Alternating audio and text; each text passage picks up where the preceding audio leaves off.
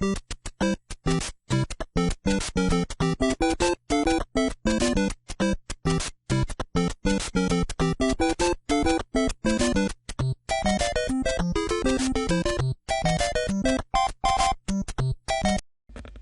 this tutorial, we're going to be looking at how to use if statements.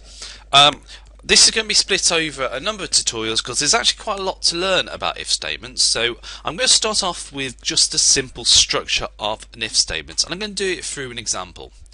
What I want to do with this program is to get the age in, and at the moment I've got the code correct here. It will ask the user for an age. It will then cast it into a number and then store the results into the variable age. So what I want to say is, well, okay, if you're over 18 you're an adult, and you're under 18 you're not. So let's have a look at how this would work. So you start off with an if statement.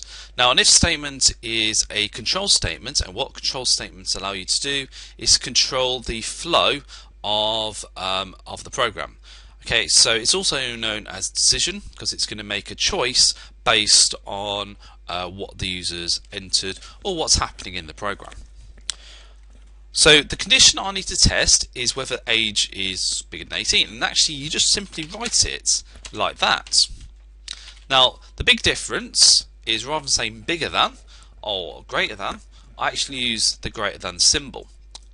You might have come across this in maths.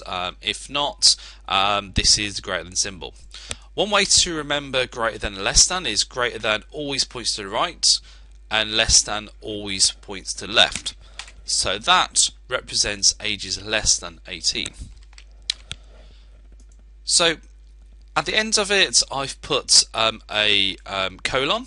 That's very important because it tells Python that you finished your if statement there and you're ready to do the rest of the code. Now when I press enter afterwards, you notice that it's automatically indented it, so it's just under the age. This is how Python this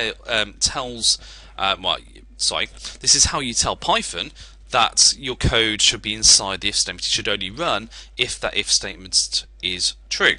So what I want to say is you're an adult. Okay, I'm then going to print something underneath it and say you're not an adult, like that. So let's run this code, and I'm going to enter an age of 12, and you see that correctly says you're not an adult, which is brilliant.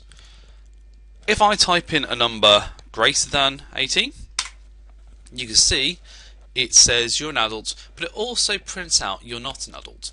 So we'll come on to this in a second, but notice that it prints this code out if the age was greater than 18. So this code inside the if statement only ever runs if the condition that's on the if statement is true or evaluates to true. If I want to add more code to it, like that, it would still work fine. So I can type in a large number again, and you see it prints out hi, as well as you're an adult.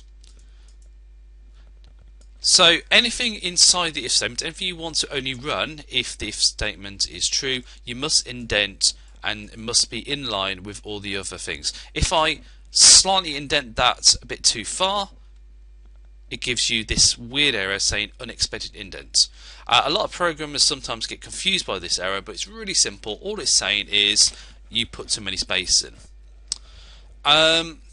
Now we need to sort this part out. Okay, so I only want this to run if it's false. Now I could just write another if statement. So if age is less than 18, print you're not an adult, and run that.